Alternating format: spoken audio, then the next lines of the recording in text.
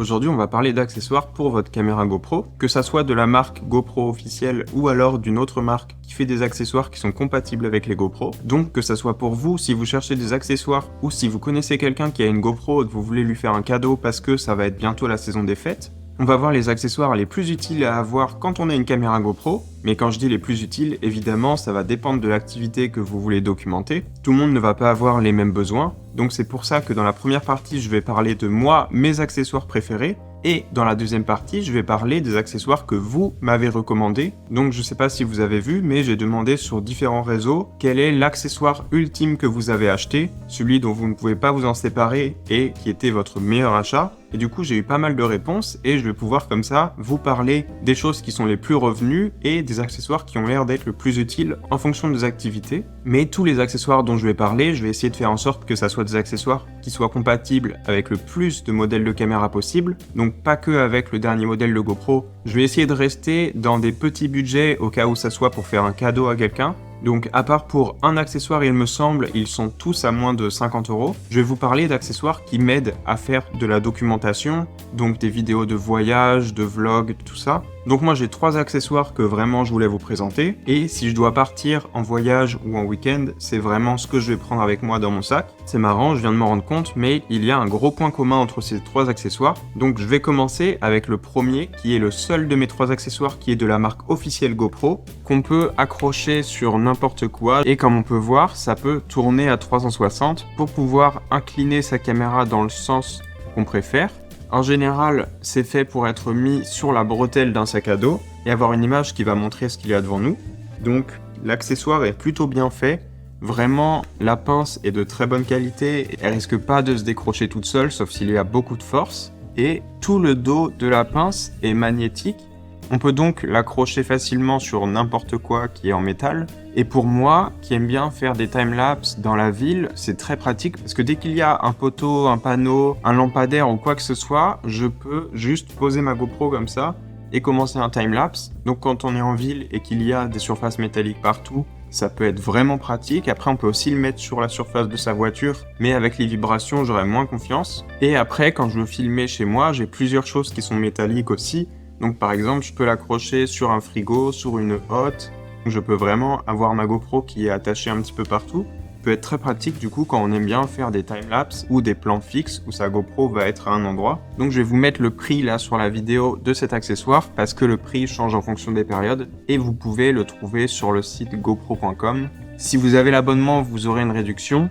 Mais sinon, regardez aussi un peu sur d'autres sites parce que moi par exemple, je l'ai acheté sur un autre site qui le faisait moins cher, donc il me semble que je l'ai acheté pour 20 € moi. Quelque chose d'autre que j'aime bien avec cette pince, c'est que je l'ai déjà mis un peu dans l'eau, je l'ai déjà mis dans la neige, et je la vois pas s'abîmer, je la vois pas être rouillée, pourtant il y a des parties en métal à l'intérieur. Hier soir même, j'étais en train de filmer des timelapses dans le nouveau mode de nuit qu'ont les GoPro 11, le mode avec les filets de lumière qui vont se créer dans la scène. Je vais vous montrer ça là, et j'ai utilisé ça toute la soirée sur différents panneaux.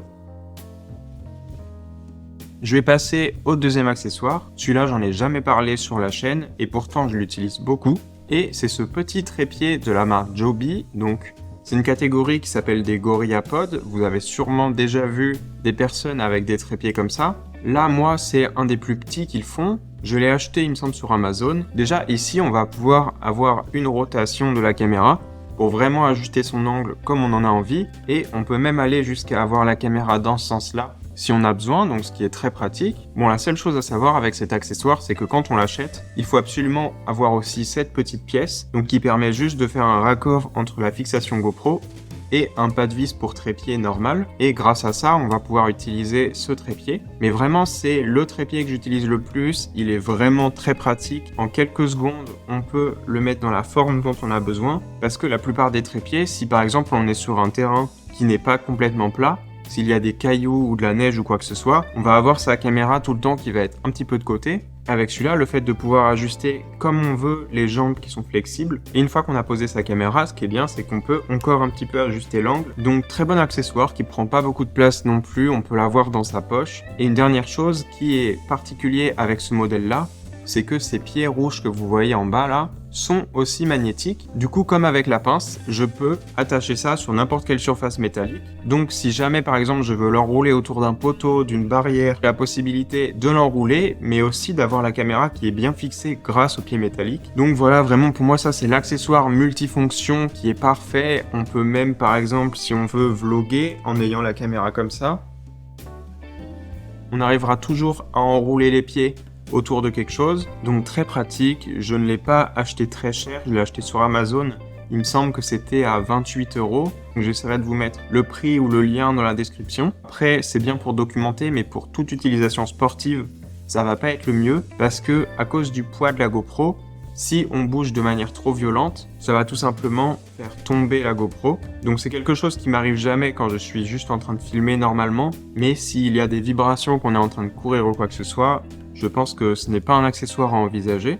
Et ce qui est pratique aussi, c'est que si on a ce type de fixation pour téléphone, c'est aussi un gros plus parce que ça reste un trépied basique que je peux utiliser avec n'importe quelle caméra, du moment qu'elle soit pas trop lourde, donc plutôt un smartphone ou une GoPro. Et j'en arrive à mon troisième accessoire, qui est en fait un combo d'accessoires que je vous ai déjà recommandé sur cette chaîne, mais je voulais en reparler un petit peu maintenant que ça fait plus de 2 mois que je l'utilise. Donc c'est le combo d'avoir cette petite portière là. Ça c'est une portière de la marque Telesin qui coûte pas très cher, qui est en aluminium et qui a la particularité d'avoir un trou ici pour pouvoir faire passer un câble USB et en fait pouvoir faire charger sa GoPro pendant qu'on l'utilise. Donc une GoPro, normalement, il y a cette portière qui est complètement waterproof. Si jamais on n'a pas besoin de l'utilisation waterproof parce qu'on fait des activités qui sont en dehors de l'eau, moi je trouve ça beaucoup plus pratique d'enlever la portière d'origine et d'avoir une portière qui nous permet de charger la caméra pendant qu'on est en train de l'utiliser ou tout simplement juste de charger la caméra plus rapidement et de manière plus confortable parce que les petites portières GoPro sont quand même faites pour être un petit peu dures à être enlevées. À part si on fait des activités dans l'eau, c'est un accessoire que je recommande à tout le monde. Mais comme je vous avais montré sur la chaîne, en plus de cette portière, j'ai eu l'idée d'acheter un câble USB comme ça, donc USB-C. Je vous mettrai un lien encore une fois, et qui a les embouts, je ne sais pas si vous connaissez, qui sont magnétiques. Donc c'est ça le point commun entre mes 3 accessoires, ils sont tous les 3 magnétiques. Et cet embout magnétique, ça va permettre quelque chose de très pratique, c'est que je peux tout le temps avoir l'embout qui est branché dans ma GoPro, et quand je vais mettre ma GoPro à charger, j'ai juste par un système d'aimant à l'approcher du câble et elle va se mettre à charger. Donc c'est vraiment que pour le confort, hein, ça va pas vous faire des plus belles images ou quoi que ce soit, mais j'aime bien ces accessoires qui font juste gagner un petit peu de facilité et de confort avec ces caméras. Donc c'est quelque chose aussi que je recommande à tout le monde. Et pour le coup, ça coûte pas très cher non plus. Un câble USB comme ça, moi je l'ai acheté pour 10 €. Et la portière, il me semble que je l'ai aussi acheté pour 10 €. Et maintenant, je vais passer à la partie des accessoires préférés de mes abonnés ou des gens qui ont répondu à mes différents sondages. Donc, il y a 3 accessoires qui sont le plus revenus. Et ce qui m'a surpris, c'est que un des accessoires le plus recommandé était la perche Three-Way 2.0, donc qui est un des accessoires de la marque GoPro.